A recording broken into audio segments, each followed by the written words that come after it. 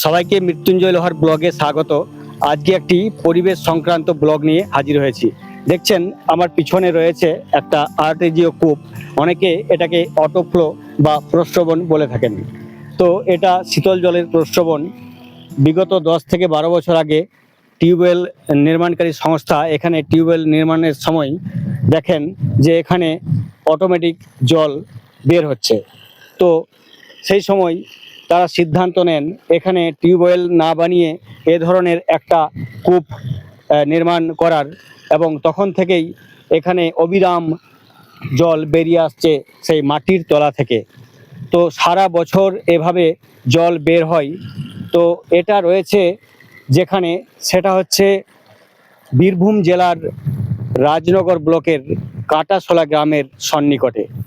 এই কাঁটাশোলা গ্রামের চারপাশে যেসব গ্রামগুলি রয়েছে তা হলো নূতন গ্রাম এবং হরিপুর, পাশেই ঝাড়খণ্ডের আমজোড়া, রাজনগর ব্লকের নূতন গ্রাম।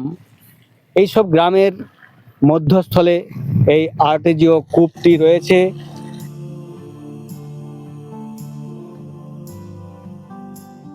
আর এই আর্টেজিও কূপ হয়েছে টিউবওয়েল নির্মাণের সময়।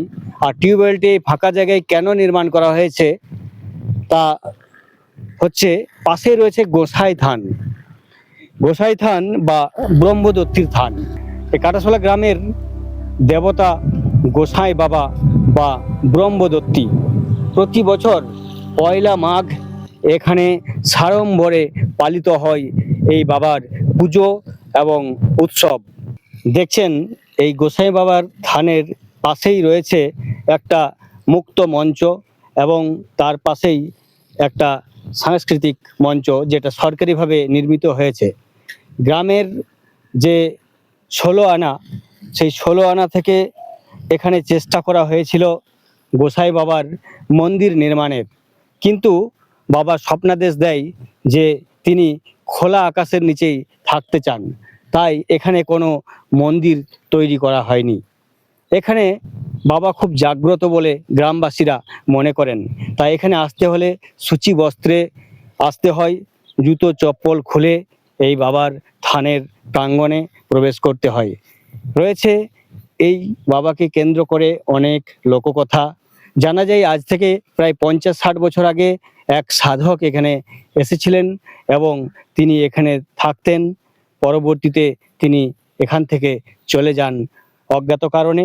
তো দেখছেন এখানে যে পুজো হয় তার নিদর্শন বা প্রমাণ রয়েছে। পাশেই দেখছেন এখানে ভোগ তৈরি করার জন্য উনান এবং জ্বালানি কাঠেরও চিহ্ন রয়েছে।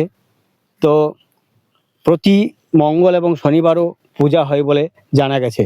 তো এই বাবার থানের পাশেই এই আর্টেজিও কূপের এই ধরনের আর্টেজিও কূপ দেখে ভক্তেরা অনেকেই এটাকে বাবার মাহাত্ম্য বলে মনে করেন। যদিও এটা একটা প্রাকৃতিক ঘটনা বা বৈজ্ঞানিক ব্যাখ্যা রয়েছে এর, কিন্তু ভক্তদের কাছে এটা একটা যেন সেই বাবা গোসাইয়েরই কৃপা। তাই তো এখানকার পথযাত্রীরা এখানে এলে এখানে ঠান্ডা জল পান করেন এবং এই মঞ্চে বসে বিশ্রামও করেন অনেকেই।